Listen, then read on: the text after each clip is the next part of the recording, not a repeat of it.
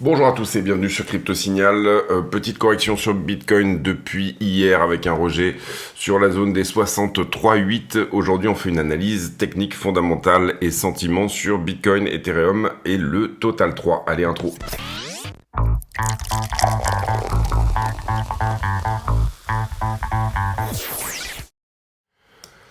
Alors, on commence par la technique. On est là sur la structure du Bitcoin face au dollar. Concrètement, pas vraiment de changement, sincèrement, depuis hier, si ce n'est qu'on avait dit que potentiellement Bitcoin pouvait corriger 63,5. Il est descendu plus bas et vous voyez qu'on est peut-être potentiellement en train de perdre ce niveau 4 heures ici.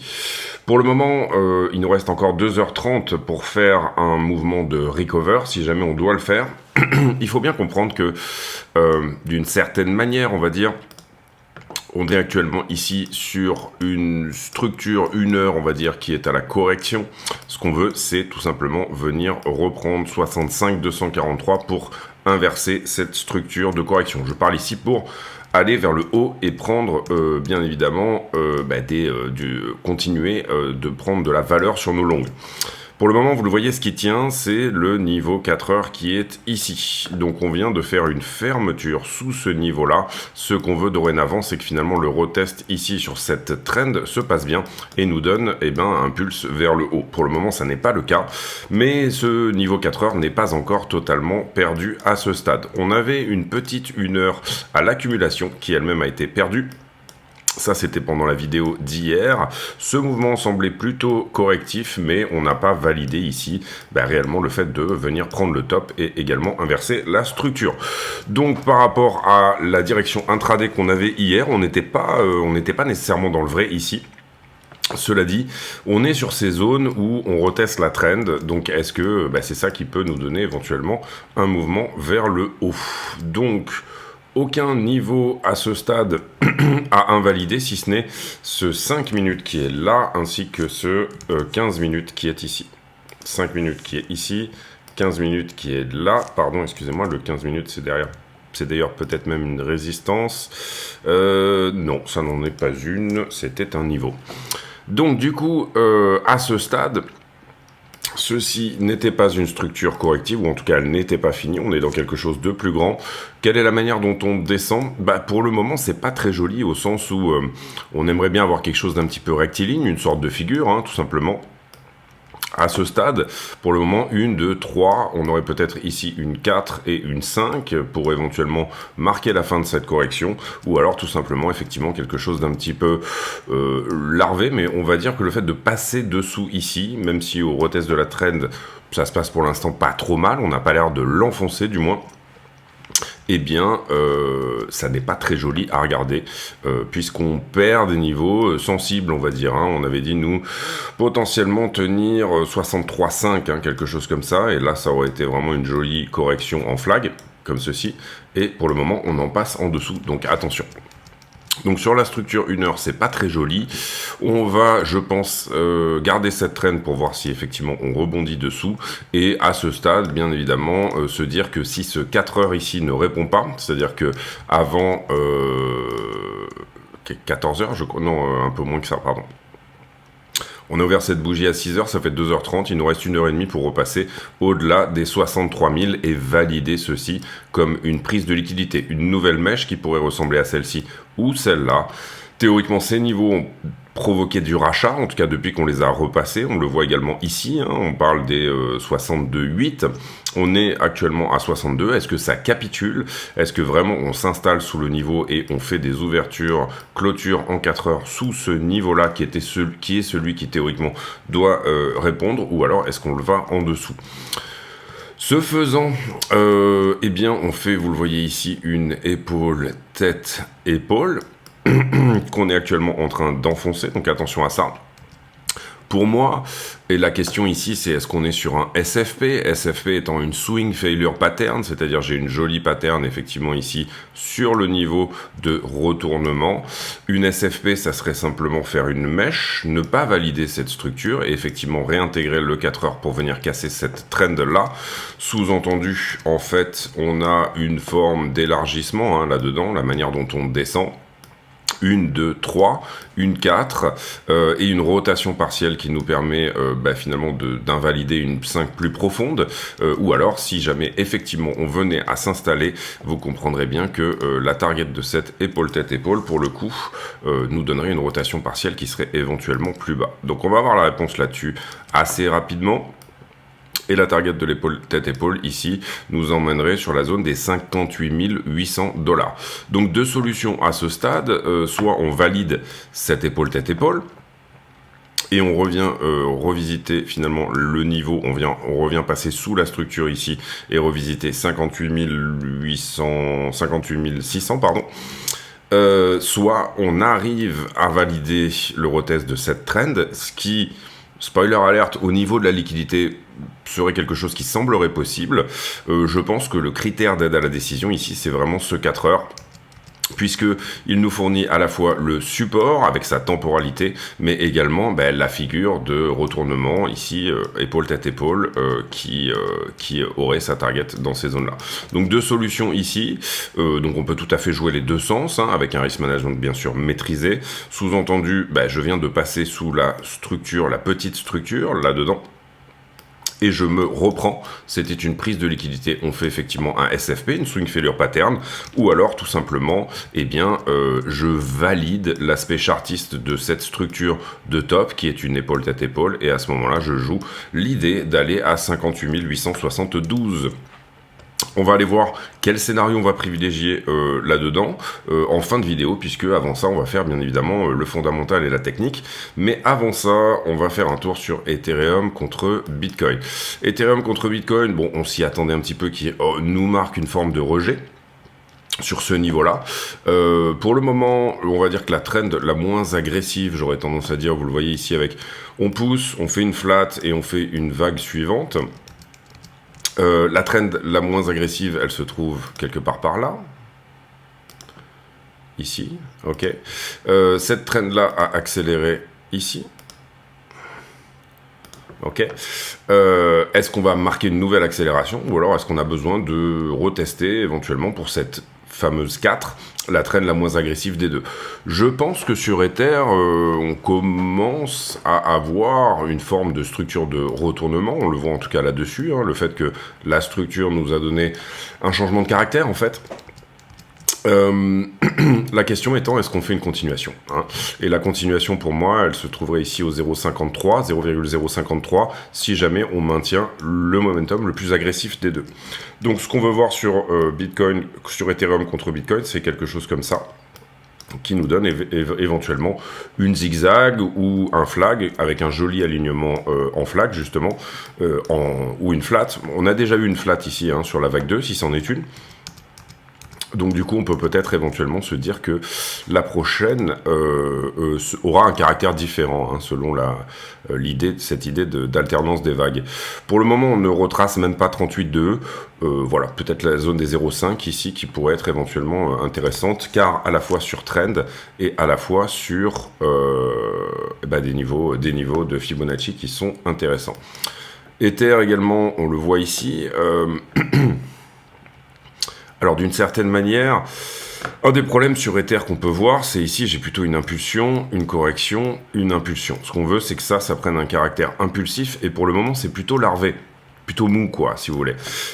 Donc c'est à Ether maintenant de venir donner sa décision. C'est-à-dire, je repars sur une impulsion haussière, ou alors finalement je donne une vague 5 là-dedans.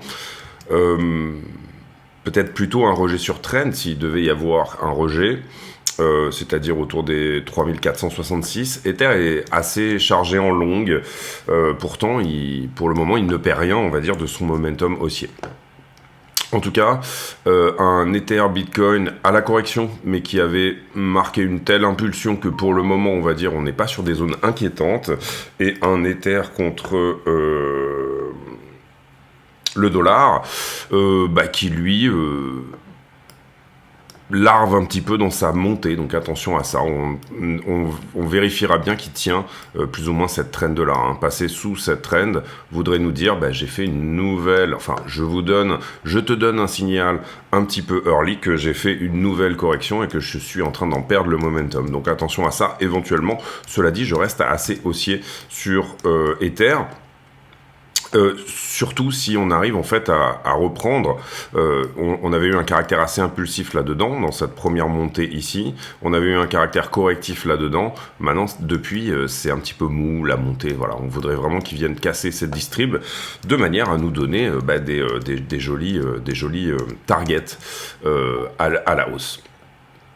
Total 3, c'est-à-dire toutes les altcoins, sans Bitcoin, Ethereum. C'est pareil, on a un joli changement de caractère ici, parce qu'on veut, c'est que ça tienne un petit peu. Pour le moment, on perd, pour le coup, là, le momentum. Celui qui n'est pas perdu sur Ethereum est enfoncé sur les altcoins. D'une certaine manière, on a quelque chose qui est plutôt dans la visibilité de ce qu'on avait avec Bitcoin. C'est-à-dire, si j'avais ici une structure corrective, et si j'avais ici une nouvelle impulsion à venir, hein, on est tout pile sur le support 4 heures à ce stade, et on est tout pile au retest de la trend qui a été cassée. Donc si vous avez ici un flag, on est au retest de ce flag, point intéressant pour les altcoins, pour éventuellement nous donner une vague suivante. Si jamais on enfonce tout ça, c'est pas très bon. Si jamais on ne l'enfonce pas, à ce moment-là, j'aurais tendance à jouer ce genre de choses, c'est-à-dire une nouvelle vague là-dedans, qui vienne à potentiellement ici revenir couvrir cette imbalance que vous avez là. Imbalance, c'est un moment où un accouchement de prix, on va dire, price delivery, couvrir cette imbalance, ensuite retest, et ensuite on repart vers le haut pour éventuellement donner quelque chose de plus conséquent au niveau des altcoins. Ça serait le scénario haussier. Le scénario baissier, là, c'est bien évidemment de venir enfoncer les supports. On a ici une très jolie structure en flat étendu que je trouve vraiment cohérente, hein, d'une certaine manière. Ici, je descends, on peut y voir 3 vagues avec ici une flat, une 3, ici une, 2, 3, ici une, 2, 3, 4. La question étant, en théorie, il nous faudrait potentiellement 5 vagues. Est-ce qu'on a eu ici 4 et une 5 tronquée ? Et là, on repart, ok. Donc ça, c'est le début de la vague suivante. Est-ce que notre 4 se trouve là-dedans ? C'est un petit peu les questions qu'on peut se poser. En tout cas, au niveau des targets d'une étendue, on a tout à fait touché la zone qu'on attendait. C'est-à-dire que j'aurais plutôt tendance, moi, à aller jouer une cassure de cette distrib et une cassure des plus hauts en ce qui concerne les alts, en tout cas à ce stade. Pour le moment, c'est pas très joli. C'est pas très joli. On est sur une semaine où il y a pas mal de choses, hein, FOMC. News au niveau du chômage, donc du coup on aura de la vol. Est-ce qu'elle va nous donner de la volatilité vers le haut ou vers le bas? C'est un petit peu la question. On reviendra en fin de vidéo sur les structures plus petites, hein, sur l'intraday, mais je dirais que sur la grosse photo, c'est pas non plus excessivement inquiétant. Maintenant, ce qu'on veut, je pense, c'est préserver, on va dire, ce 4 heures. Hein. Pour le coup, c'est un petit peu l'endroit où on aimerait que le prix se reprenne et vienne à casser le petit 1 heure qui est ici et qui pour le moment nous a rejeté. En ce qui concerne les tweets, j'ai pas retweeté grand chose. N'hésitez pas ici à venir vous abonner sur le compte X de la chaîne, 1687 abonnés, je pense qu'on peut mieux faire, donc n'hésitez pas si vous avez Twitter à venir vous y abonner dessus. Je rappelle que tous les bénéfices de la chaîne sont reversés à Mécénat Chirurgie Cardiaque. Vous avez en description de la vidéo tous les liens d'affiliation qui peuvent éventuellement vous permettre d'aider la chaîne dans ce sens. Je cherche un nouveau partenaire par rapport aux exchanges, puisque Bybit a été listé noir au niveau de l'AMF et BitGet également. Donc je suis en recherche. Pour le moment, je ne suis pas satisfait par Mexi, par leur proof of reserve en fait, c'est-à-dire que si j'ai envie de pousser un exchange, enfin si j'ai envie de pousser ma communauté vers un exchange, je vérifie vraiment qu'il y ait les proof of reserve. Je suis en train de discuter avec d'autres, mais pour Mexi, j'ai pas la totalité du proof of reserve que j'aimerais avoir dans ce sens. Même si la Fed coupe les taux d'intérêt, les jours de taux d'intérêt extrêmement bas sont terminés. Pas aussi sûr de ça. Si on regarde l'exemple du Japon, encore une fois, en 97, on avait eu une trentaine d'années plutôt dans ce sens, donc je suis pas totalement sûr de ça. Maintenant, on va voir effectivement ce que l'avenir nous dira. Marathon digital, on en a parlé hier. En Australie, on pourrait bientôt lister des ETF Bitcoin Spot. Stagflation qui fait peur au marché et qui du coup nous fait stagner Bitcoin, Ethereum. Un mineur qui tout seul visiblement gagne à la loterie. Il a résolu un bloc tout seul. Je sais pas si c'est de la toute petite machine ou si c'est... Enfin, peut-être qu'on le saura pas d'ailleurs.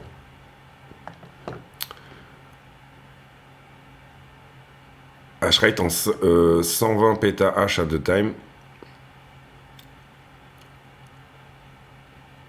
Oui, donc c'est quand même du gros mineur solo. Ensuite, l'Afrique du Sud.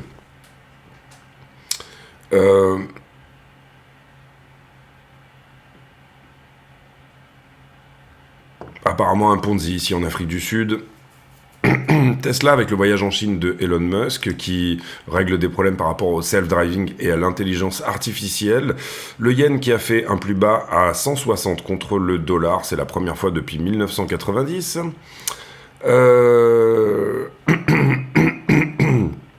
La tech qui va poster des earnings cette semaine et le combat de la Fed contre l'inflation. Cette semaine, on en a déjà parlé, mais on aura le rapport ADP, ça sera après-demain. On aura le FOMC, ça sera également mercredi. Et on aura bien sûr le rapport sur le chômage qui sera vendredi. En ce qui concerne les liquidations, on a liquidé hier 110 millions de dollars, à peu près la moitié sur Bitcoin et Ethereum. Vous voyez que la map est verte, donc on a liquidé principalement du long. En ce qui concerne le carnet d'ordre, on n'avait pas grand-chose à la vente, on a désormais vraiment plus rien. On pourrait remonter à 65 sans trop de problèmes, mais malheureusement, le prix est plutôt dans une distribution ici. On est plutôt en train d'aller chercher des ordres d'achat un petit peu plus bas. On commence à s'attaquer à un mur d'achat. Je dirais qu'entre 60 000 et maintenant, il y a quand même de l'achat qui se met en place. Donc on va voir si ça peut maintenir le prix sur zone. On n'avait pas nécessairement ici vu, iBlock l'avait vu, mais nous on ne voyait pas énormément de long à venir chercher dans ce niveau-là. Donc pour moi le mouvement est plutôt un mouvement spot. On le voit d'ailleurs parce que d'une certaine manière les fundings sont en train de passer négatifs. J'ai ici une structure qui descend, un funding qui descend, donc j'ai pas vraiment de nouveauté. Et on voit d'ailleurs cette distribution sur le spot puisque le CVD est à la descente. J'ai néanmoins un open interest qui reste flat. Pardon. Pour le coup, on peut estimer qu'il y a effectivement pas mal de longs qui ont été liquidés, notamment sur le dernier mouvement. Est-ce que les gens sont en train d'essayer d'attraper un couteau qui tombe? Pour moi, non, pas nécessairement. Et on repasse sur un funding, encore une fois, qui est négatif. Donc vous êtes payé pour longuer. En ce qui concerne les bulles de liquidité, on va regarder un petit peu ce qu'il en sort. Sur Bitcoin, et ben la 5 jours est très bien nettoyée puisqu'on est passé sous la structure. On a un delta shorter contre longueur qui est assez fortement négatif, c'est-à-dire qu'on a de la liquidité qui se trouve plutôt au-dessus. Point à venir chercher potentiellement 65,8. En tout cas, je trouve qu'il y a une très grosse position ici qui, si jamais elle n'a pas pris profit, pourrait être intéressante à venir chercher. J'ai pas beaucoup de longues, vous le voyez en bas. Bon, là, on vient les chercher très court terme. C'est très frais comme liquidité, donc c'est de la liquidité de qualité. Mais, eh bien, pour le moment, on va dire que c'est pas extrêmement inquiétant. Ethereum, pour le coup, lui, n'est pas passé sous sa structure. On a un peu plus de long que de short, et sur sa 5 jours, on voit qu'il était venu chercher tous ses shorts, et désormais, il a plombé pour venir chercher une bonne partie de ses longs. On avait dit hier sur Ethereum que c'était pas nécessairement le bon endroit pour rentrer. On était à peu près par ici. Je pense que ça va bientôt être le cas, donc on va regarder ici. Je trouve que la structure Ether à BTC est encourageante et que ça va peut-être bientôt être le cas.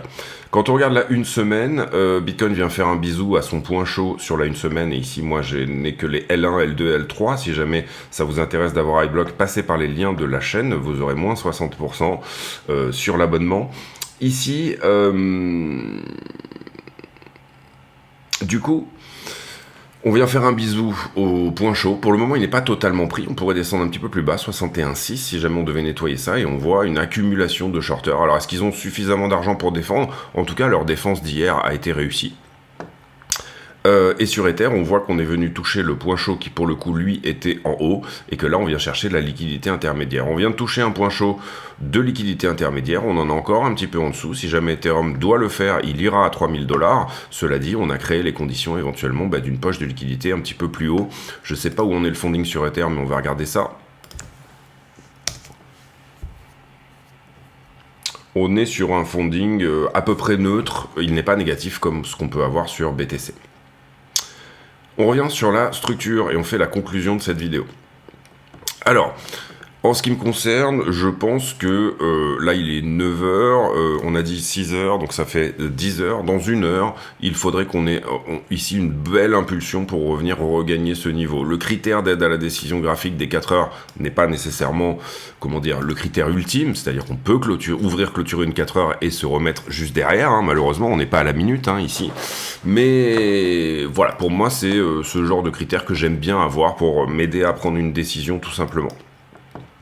Donc ça c'est pour la petite structure. Si on descend sur le 15 minutes, sur le 15 minutes, bon, on a perdu déjà ici la 1 heure qui se trouvait ici, hop, sur cette petite accumulation, on la perd, derrière on fait le mouvement, on passe sous la structure.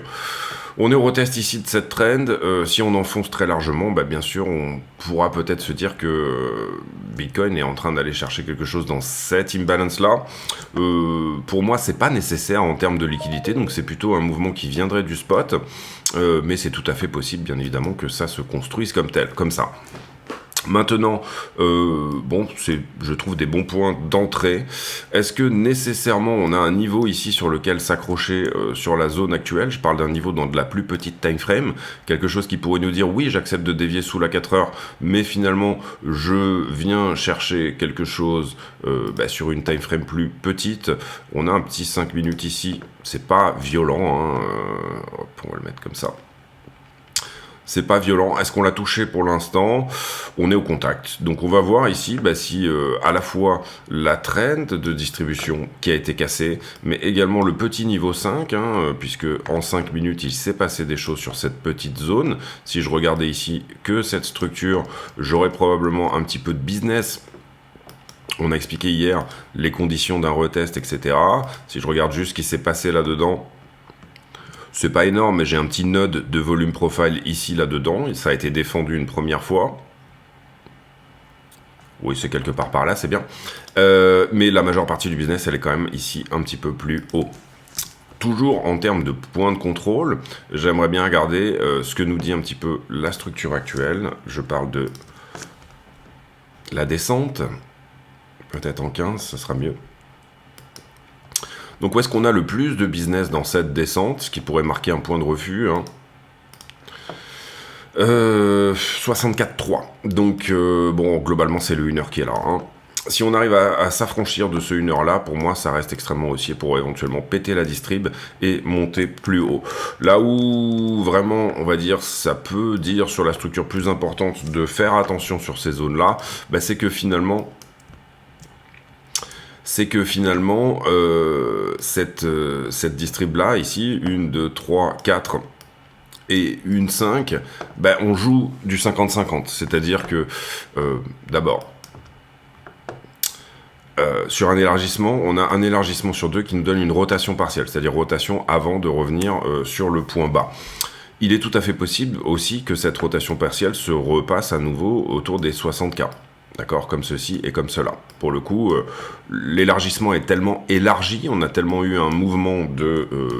pas de panique, mais de panic sell, on peut dire ça comme ça, sur le début ici de cette structure-là, je parle de ça bien sûr, que ça pourrait forcer à se dire de faire attention, la rotation partielle pourrait se passer sous la 4, c'est-à-dire autour des 58. Je ne joue pas ce scénario-là de manière privilégiée à ce stade, je joue plutôt ici une reprise à la fois sur le 4 heures et sur ce niveau-là, mais on aura ici les conditions éventuellement de prendre ou non une décision qui était que si jamais on avait ici un rebond à un moment donné, voire un retest de cette trend-là, ça pourrait nous dire, sur nos longs, qu'on a pris autour des 60 400 à peu près dans cette zone-là, c'est peut-être pas mal de sortir, ou une partie, ou de sortir tout.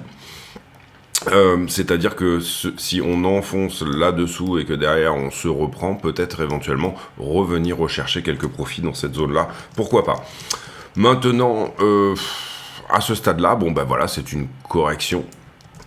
1, 2, 3, 4, 5. Si jamais on doit avoir admettons, voilà, que là on se soit trompé en se disant que c'est une distribution ici qui est cassée. Enfin, d'une certaine manière, oui, puisqu'elle est retestée, on s'est en partie trompé, hein, puisqu'en général, on s'attend plutôt, quand on casse une distribution, à ce que le prix pousse, hein, à ce que ça monte sans nécessairement qu'il y ait forcément de retest. Ouais, on peut éventuellement se dire, et là je cherche un caractère un petit peu parallèle dans cette structure-là, c'est-à-dire une zigzag finalement. Ici, j'aurai une A, une B qui se situe en flat, un petit peu en descente, hein, c'est un petit peu bizarre, mais ça se peut. Et derrière, une C qui nous donne un parallélisme avec tout ça autour des 60K. 60-58 seraient des targets baissières si on enfonce encore une fois le 4 heures qui est ici et qu'on ne se maintient pas sur le niveau actuel. Déjà, je pense qu'on peut éventuellement même resserrer, on va dire, les critères d'aide à la décision. Peut-être pas jusqu'aux 5 minutes, ça me paraît quand même très, très, très serré comme critère de décision. Je parle de celui-ci, hein, je parle de ce point-là. Là. Si on passe dessous, c'est pas très bon. Peut-être l'élargir à 15 hein, éventuellement et se dire bon je donne au prix la possibilité de passer 15 minutes enfin je ne donne pas au prix plutôt la possibilité de passer 15 minutes. Le 15 minutes on en a un qui est très légèrement en dessous à peu près par ici, pas excessivement propre non plus. J'aimerais bien avoir quelque chose qui tout simplement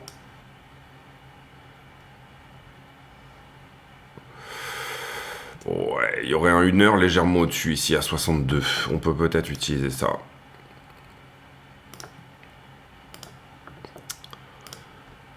Voilà, passer 1 heure sous ce niveau-là serait quelque chose qu'on ne veut pas voir non plus. Donc pour ceux qui veulent décider plus rapidement, eh bien à ce moment-là, 1 heure en dessous de ça peut éventuellement être quelque chose qui nous parle pour prendre une décision dans ce sens-là. Pour l'instant, moi, je reste sur cette idée de ce 4 heures. Si on le réintègre déjà, c'est plutôt bon. À minima, avoir une forme de réaction là-dessus. Et puis, on va voir ce que ça dit éventuellement pour la suite. Donc, intraday. Bon, intraday, on est d'accord, il n'y a pas de souci. Celui qui joue des continuations, c'est baissier, d'accord? Donc, à ce stade, l'entrée intraday sur un lower high, ici, dans ces zones-là, pour du short est intéressante, d'accord? On n'est pas en train de... ici, l'intraday est haussier jusque-là, si on arrive à faire ça, hein, bien évidemment. Ça peut très bien délivrer en dessous, hein, on est d'accord. Encore une fois, on n'est pas Madame Irma, mais une entrée intraday sur le 1 heure qui est là est intéressante. On l'avait déjà dit hier, une entrée intraday sur le 1 heure qui était ici était intéressante. Donc ça, c'est important à comprendre. Et derrière, éventuellement, jouer du short. Le point sur lequel on est là est un point intéressant pour jouer de ici à 64, d'accord, plus 2000. Derrière, le point intraday ici serait intéressant pour jouer la continuation. Hein. Ici, on fait la météo de demain en disant qu'il fera le même temps qu'hier. Cela dit, pour du swing, c'est-à-dire des positions plus importantes et plus longues, si j'avais à en prendre un, je le prendrais, puisque je suis déjà en swing, hein. Si j'avais à en prendre un, je le prendrais peut-être sur des niveaux moins important, peut-être 58,8, peut-être au contact également du bas de ce flag qui reste potentiel hein, pour le moment. Qu'est-ce que ça nous dirait dans ce cas-là? Ça nous dirait que, en fait, ce qu'on regarde et ce qu'on a là dans cette descente sous les yeux serait éventuellement un biseau, c'est-à-dire 1, 2, 3 par exemple, 4 et 5. Ok, ça c'est possible. C'est plutôt un canal d'ailleurs qu'un biseau, mais ça reste possible. Je reste dans le scénario ici que on va défendre, on va garder les longues qu'on a en swing de position. Entrée 60,4, donc à peu près sur ces zones-là, je dirais. Entrée à 60,4, on avait déjà pris des profits sur cette montée-là, donc cette position est gagnante. Je pense que c'est pas trop une connerie ici de se dire qu'on peut mettre SL à break-even et éventuellement préparer une autre entrée autour des 58,8. Maintenant, si jamais on se reprend, bah, ce trade n'est pas du tout en danger. Donc si jamais on se reprend, je le répète, c'est maintenant. D'accord? On n'est pas ici en train d'attendre le point d'entrée. Donc si jamais on se reprend, c'est maintenant. Ce 1 heure doit tenir, ce 5 minutes doit tenir. Et ce serait vraiment bien de tenir le 4 heures également. Donc entre maintenant et on va dire 10 heures du matin, ça serait bien qu'on réintègre ceci. Sinon on devra en changer la time frame, ce qui reste relativement baissier.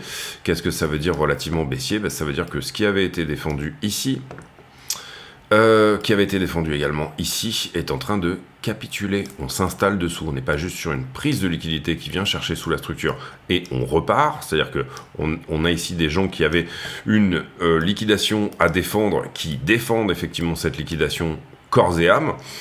Eh bien, pour le coup, on a un support qui lâche ici, dans une time frame qui lâche, donc du coup, ça n'est pas extrêmement haussier. Voilà l'idée, je pense qu'on a tous les critères ici pour prendre des décisions. Intraday pour des traders de continuation, hein, ce qui est plutôt quelque chose de logique, je dirais. À la couverture ici de ceci, intraday, hein, encore une fois, on ne parle pas des mêmes choses ici. À la couverture de ceci, je pense qu'il peut être intéressant éventuellement de jouer une continuation, voire éventuellement sur un retest, un nouveau retest de ce 1 heure là. Pour le moment, il n'a rejeté qu'une fois, 2 fois, 3 fois. Si jamais on prend ça, pourquoi pas en intraday, ça peut éventuellement se prendre. Voilà les amis, j'espère que cette vidéo vous a plu. Hier, mauvais sentiment, on le voyait plutôt s'arrêter dans sa correction. Nous faire une correction et s'arrêter finalement, nous donner quelque chose ici avec un joli parallélisme et venir péter ce qui se passe ici. Pour le moment, c'est pas ce qu'il nous a dit, donc attention, eh bien on a du changement un petit peu ici en ce moment. Attention, encore une fois aussi également, et on en a parlé déjà en début de vidéo, mais à cette épaule, tête épaule, qui pour le coup, si vraiment elle nous valide une vraie cassure de la perte du 4 heures, nous dit plutôt que c'est 58,8 qui devrait potentiellement venir visiter. On sait qu'il y a un petit peu de liquidité dans cette zone-là. Si on le regarde, c'est pas très frais hein, comme liquidité, ça date du 19 avril, entre le 13 et le 19 avril. Ça nous met à 2 semaines en arrière. Est-ce qu'il y a beaucoup de traders de position là-dedans? Je ne sais pas. On va regarder vite fait sur iBlock ce qu'il nous dit. On va le regarder plutôt ici. Enfin, plutôt ici. Allez, si on se met à 1 mois, on parle du 13-19 avril encore une fois. 13-19 avril, on devrait être par ici. Vous voyez que c'est pas conséquent quoi en termes de liquidité. Étonnant qu'on accumule autant de shorts. Ici, on avait fait le début du mouvement. Étonnant qu'il y a bien la liquidité intermédiaire pour se reprendre. On voit sur la 1 mois que 61 pourrait être l'endroit où on a mangé toute la liquidité longueuse. Pour le moment, c'est quand même plutôt un mouvement de spot hein, qui se dessine. On n'est pas trop sur du mouvement de liquidité. Ce qu'on veut voir, c'est que la liquidité retourne le spot. C'est-à-dire qu'à partir du moment, puisque pour manipuler la liquidité sur les leviers, donc sur les futurs, vous devez utiliser le spot. Hein, vous devez ici, si vous voulez réellement, on va dire, manipuler le prix des futurs, d'une certaine manière, le meilleur moyen de le faire, eh bien, reste pour les market makers. Market makers qui en fait font quoi en ce moment? On va dire que ici, vous avez une liquidité qui est plutôt shorteuse, donc ils sont en train d'accumuler du long. C'est-à-dire, à l'inverse, ils sont obligés de prendre la liquidité inverse. Hein. C'est-à-dire qu'un market maker, son boulot, c'est de venir corréler, apporter de la liquidité pour corréler. Prendre la demande inverse, c'est-à-dire que si aujourd'hui, moi, je veux placer un short énorme, eh bien, la contrepartie, c'est un contrat. Un contrat, il y a toujours 2 personnes. On parle des leviers ici, hein, bien évidemment. La contrepartie, c'est que quelqu'un doit acheter. Sinon, à l'inverse, on va se retrouver avec un prix sur Binance, Bybit ou BitGet, ceux qui pourraient éventuellement être mal market makers, donc avec pas suffisamment de liquidité, donc des market makers qui ne font pas leur boulot. eh bien vous vous retrouveriez avec un prix qui décorrèle complètement. Celui qui va shorter ici très fort va pratiquer un acte de vente, hein, vente à découvert. Shorter, c'est emprunter un BTC, le vendre tout de suite. Donc si c'était mal market maker, vous comprenez qu'en ce moment, les market makers, à court terme, ils sont en train de prendre la partie inverse, c'est-à-dire les longues. La question, c'est jusqu'où. Et si en face, on a des institutions qui... Puisque ici, vous le voyez, on a un triple bottom. J'aime pas trop les triple bottom. C'est pas quelque chose dans lequel je crois énormément. On l'avait dit d'ailleurs, ici, on avait joué double bottom. Oui, mais triple bottom, je suis moins fan. Mais bon... Parce qu'il y a une accumulation de liquidité qui est vraiment quand même conséquente dessous. Maintenant, on a vu sur la 1 mois que c'est pas énorme ce qu'il y a en liquidité à aller prendre là-dessous. On aurait plutôt des stops éventuellement, des choses comme ça, mais en termes de liquidation, il n'y a pas énormément de choses à prendre. Donc je disais, les market makers en ce moment, ils prennent tout ce qu'il y a en longue en face. Il y a un moment où ils auront absorbé toute l'offre et c'est là qu'on pourra se reprendre. Est-ce que c'est maintenant? Est-ce que c'est plus bas? Pour moi, c'est maintenant. Il est possible que ce soit plus bas, bien évidemment, car encore une fois, je ne suis pas Madame Irma. On va se baser ici, je pense, là-dessus déjà, pour se dire, est-ce que j'ai un SFP ou est-ce que j'ai juste, admettons qu'on voit ces choses-là comme un range, hein. On va dire même de là à là. Admettons qu'on voit tout ça comme un range, ok. Eh ben, est-ce que je me reprends? Est-ce que ici j'ai accumulé suffisamment? Est-ce que j'ai besoin de passer sous le range, hein, en fait, ici, vous le voyez, dans cette liquidité-là, pour venir chercher au-dessus du range? Parce que là, c'est pareil, on a un triple top, on a pas mal de liquidité ici sur cette zone-là, autour de 67. Donc, si on est sur du trading de liquidité, ce qui pour moi semble pas trop être le cas, j'ai quand même plus l'impression qu'on est sur du mouvement un peu au spot ici. Si on est sur du trading de liquidité, il y en a plus trop. Il y en a un petit peu là, mais c'est pas énorme, vraiment. Si on est sur du trading de directionnel, ce que j'entends par directionnel, excusez-moi, ce que j'entends par directionnel, c'est jouer le chartisme, d'accord, et non pas le SFP. Si on a une direction forte vers le bas, à ce moment-là, on privilégie le chartisme. Si on a un trading fort en liquidité, à ce moment-là, on privilégie les SFP, ICT, SMC, voilà, tous les autres systèmes de trading, entre guillemets. En ce moment, on a un mouvement fort vers le haut, donc c'est pour ça qu'on privilégie éventuellement cette idée d'un flag, c'est-à-dire j'ai eu mon impulsion et j'ai ma correction en 1, 2, 3, et bam, je me reprends, d'accord? Néanmoins, excusez-moi, dans des plus petites UT, au sein même de cette petite structure-là, vous comprenez que on est souvent, quand on est dans des ranges, puisqu'on pourrait voir ça comme un range, dans un trading de liquidité. C'est là pour le coup que c'est la liquidité qui parle. Personnellement, l'accumulation gargantuesque de shorts qui commence à y avoir ici sur les dessus, il serait étonnant, funding négatif autour des 60 000 $, etc. Il serait étonnant, même si pas impossible, il serait étonnant qu'on vienne à dévisser totalement. C'est-à-dire qu'on ait trouvé vraiment un top local. Ça voudrait dire que ces shorters, non seulement ont eu du nez, mais qu'en plus ils ont beaucoup d'argent. À chaque fois, ils viennent défendre et augmenter leur position sur toute cette descente-là. C'est une possibilité. Cela dit, une fois que les market makers seront servis dans ce qu'ils voudront avoir pris en longue, quand il n'y aura, entre guillemets, quelque part, plus beaucoup de longueur et plus beaucoup de contrats à prendre, à ce moment-là, on va faire un mouvement qui... probablement va nous sortir un short squeeze. Niveau fondamental, attention, parce que on a un FOMC qui arrive, on a des chiffres du chômage. Pour le moment, on a un chômage, je dirais, aux États-Unis qui est en train de vaciller un petit peu. Enfin, on a un marché de l'emploi qui commence un petit peu à montrer des signes de faiblesse. On a vu également au niveau de la croissance que, on a des signes de faiblesse également, hein, 1,6 au lieu de 2,5 annoncé au niveau en year over year. Ça veut dire qu'on a fait un trimestre qui était assez mauvais. Vous voyez que sur le chômage, on n'est pas non plus sur quelque chose qui pourrait nous dire waouh, c'est plus du tout le plein emploi, on va se manger une récession. Pour le moment, on est à 3,8, ça reste des niveaux de quasi plein emploi, d'accord? Powell nous avait dit j'accepte 4,38, j'accepte 4,40, pardon. C'est-à-dire qu'à partir de CAC 40, de chômage, il va commencer à s'inquiéter. On en est très loin, d'accord? Donc voilà. Je ne sais pas quel est le consensus d'ailleurs pour le chômage. On pourrait peut-être regarder ça ici. 1er mai. Vendredi.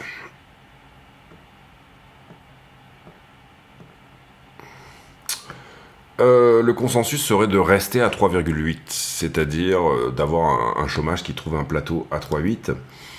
Et au niveau des taux, je pense qu'on est toujours sur un marché qui price à quasiment 100% que Powell va laisser les taux inchangés. Ouais, 97% pour des taux inchangés. Ça va être une semaine de volatilité, en tout cas, puisqu'on a des grosses news à venir, hein, notamment un FOMC et un discours de Powell. Est-ce que le marché est déjà en train de mettre dans les prix un discours anti-inflationniste, et derrière, finalement, on aurait un discours anti-inflationniste sur le FOMC, mais ce serait déjà dans les prix, donc du coup, le prix se remet très bien. C'est des choses qu'on va voir, bien sûr, dans les jours prochains. Donc, technique, la structure est baissière et on est peut-être potentiellement en train de perdre un 4 heures qui est important. Fondamental, des grosses news à venir. Le marché est peut-être en train de mettre dans les prix déjà des choses qui sont de l'ordre de l'anti-inflation, en tout cas, ou en tout cas un Powell qui va rester sur des taux assez conséquents. Chômage, on s'attend à ce que ça reste au même niveau, ce qui n'est pas nécessairement une bonne nouvelle, en tout cas du point de vue des marchés. Liquidité, pour moi, il n'y a plus grand-chose en bas. Donc on est peut-être plutôt sur un mouvement spot, mais avec une liquidité qui s'accumule au-dessus et un funding négatif. Donc voilà, pour moi, tout s'aligne pas nécessairement dans le même sens. Si j'avais, on va dire, une structure qui semble être en bas de quelque chose, et c'est peut-être plutôt le cas hein, quand même, un funding négatif et bien évidemment un fondat plutôt encourageant, ça serait bien. Pour moi, le seul truc pas très encourageant, c'est de la volatilité potentielle à venir et un fondat très légèrement dégradé, des afflux ETF qui sont pas très bons. On a passé un week-end là, on a eu 4-5 jours de sortie sur les ETF. Ce qu'on veut voir, c'est éventuellement un joli lundi de reprise. Ce qu'on a vu également, c'est un S&P qui s'est un tout petit peu remis en selle, on va dire. C'est pas incroyable non plus, mais sur les futurs, vous voyez qu'on voit que le S&P se remet très légèrement en selle. On était tombé ici au 4,9, on est remonté à 5,41, 5141. On va voir ici encore une fois si le S&P arrive à nous dépasser éventuellement quelque chose, à se reprendre ici. Personnellement, sur ce que j'ai sur les indices S&P en investissement, j'ai pris pas mal de profit sur la zone des 5,2. Donc j'aimerais bien le voir descendre plus bas pour éventuellement racheter. Je vise 4,6 en fait. Maintenant, c'est pas du tout une certitude. Encore une fois, j'ai calé 10% de profit là-dessus. Si on arrive à péter, on ira plus haut et ce sera pas un problème. J'estimais juste que la zone était un petit peu dangereuse. Est-ce que Bitcoin est corrélé au S&P? J'en ai pas le sentiment en ce moment. Il faudrait faire une étude plus poussée. J'en ai pas tellement le sentiment en ce moment. Et quand je vous dis 4600, c'est ça que je vise. J'en ai pas tellement le sentiment en ce moment, ni d'une corrélation au gold ou quoi que ce soit. J'ai l'impression que Bitcoin est un petit peu en train de trouver sa place. Maintenant, sur les aspects de l'inflation, il a quand même une narration extrêmement commune d'avec le S&P. Et pour le moment, on va dire que Bitcoin ne corrèle pas à son vrai fondamental, qui est d'être un asset anti-inflationniste. Il va plutôt corréler un petit peu comme Tesla ou une action de big tech. C'est plutôt comme une grosse action technologique. On va voir si ça change. J'ai plutôt l'impression que Bitcoin est acheté et holdé pour son fondamental. Par contre, j'ai l'impression qu'il est tradé donc à court terme pour son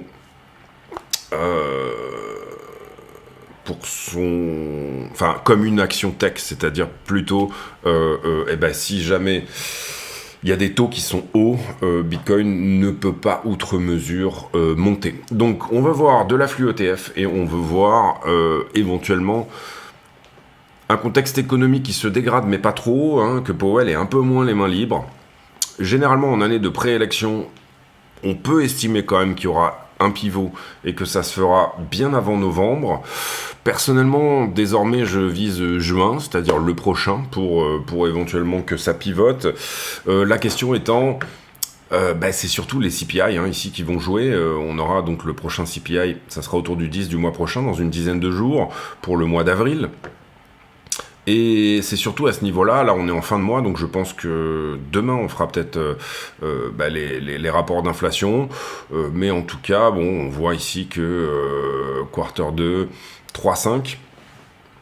3,5 en CPI pour avril, ça c'est la fête de Cleveland qui nous donne un petit peu ces chiffres-là. Les derniers chiffres, on était autour de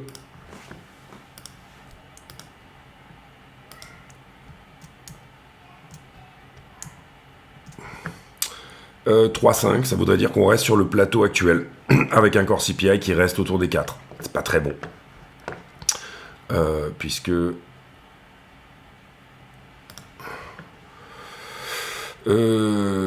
core CPI à 3,65. Donc ça voudrait dire qu'on a eu un pétrole qui a augmenté, etc. Des commodités qui ont plutôt augmenté. On resterait à 3,5 parce que effectivement le core CPI corrige, donc l'inflation qu'on va qualifier d'inflation de demande d'une certaine manière. On resterait quand même sur un plateau, on a encore 1,5 à prendre pour aller dans les chiffres que Jérôme Powell veut voir.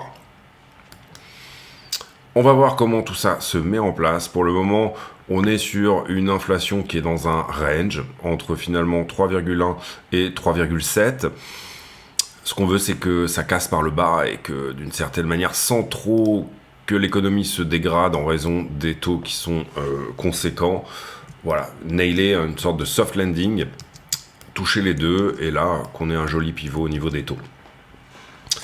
Voilà les amis, j'espère que cette vidéo vous a plu. Surveillez bien les niveaux dont on a parlé et on se retrouve demain pour une nouvelle. J'ai pour habitude en fin de vidéo de poser une question à la con, c'est-à-dire une question qui n'a rien à voir avec le prix du Bitcoin, mais qui nous permet de converser de choses et d'autres. Allez, question à la con. Est-ce que vous avez, pour vos enfants notamment, et pour vous-même, une mutuelle? Personnellement, je me pose la question de l'intérêt. Je suis plutôt en bonne santé d'une manière générale. J'ai le sentiment que finalement, en France, si vraiment il y a une grosse tuile, on va être en 100% quoi qu'il en soit. J'ai l'impression de plus en plus, que ça soit pour moi-même, mais également pour les enfants et ma femme, que ce que je paye en mutuelle, mais finalement pas extrêmement bénéfique. Je pense que si on a besoin peut-être de soins dentaires, de lunettes, ce genre de choses, ça commence à devenir peut-être intéressant. Maintenant, j'ai pas le sentiment que ça soit quand même une équation qui est extrêmement intéressante. Pour le moment, j'en ai une pour tout le monde, moi, mais je commence à me poser la question. Finalement, est-ce que si vraiment il y a une tuile, ça serait pas mieux plutôt que de payer tout simplement, de payer les soins? Et encore une fois, en France, si vraiment vous avez un gros pépin, finalement le 100% est là, quoi, d'une certaine manière. Donc je me demande si on n'est pas en train si c'est vraiment intéressant. Voilà. C'était la question à la con du jour. Je pose ça sur la table. Voilà, on en discute dans les commentaires. Portez-vous bien. N'hésitez pas à aller voir, encore une fois, tous les liens d'affiliation en description de la vidéo. On se retrouve demain pour une nouvelle. À très bientôt.